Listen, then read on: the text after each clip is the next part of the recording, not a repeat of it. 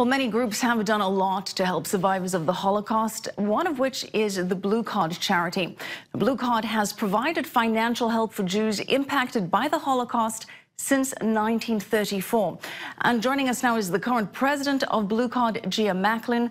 Gia, thanks for being with us. Thank you for having me. And Gia, what does Holocaust Remembrance Day mean to you? It's so important that we remember what happened, because this is the last generation that is alive that is going to know the Holocaust stories firsthand. My daughter and my son's generation, they're the last generation that will actually get to hear these stories from the Holocaust survivors themselves. So it's incredibly important that we maintain these stories and we remember. And how does your organization help in all of that? What does your charity do?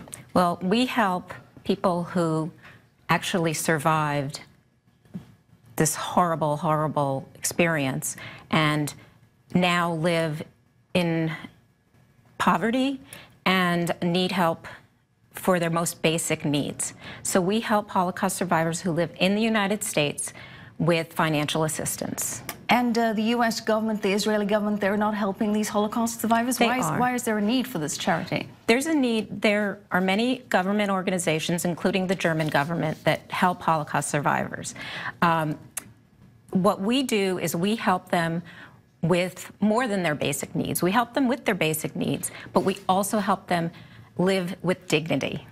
They suffered immeasurably, and now they're in the last years of their lives, and we give them dignity. So some of the programs that we give them, in addition to their basic needs like their rent and medical bills and dental bills, are things that they don't get from other organizations, like holiday cards, birthday cards. We send them out to a retreat, to have a vacation. Very important that they enjoy the final years of their life. Now, Gia, it's over 70 years since the Holocaust, and many people say that the Jewish people still face an existential threat. Do you agree?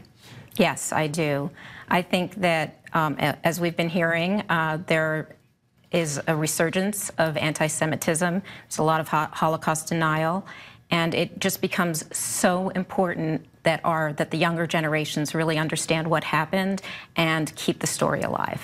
Now, Israel is also battling with the boycott, divest, and sanctions movement. Yes. A lot of people are saying that that is old anti-Semitism packaged in a way that's acceptable to a younger generation. Canadian President, former Prime Minister Stephen Harper, saying those very words.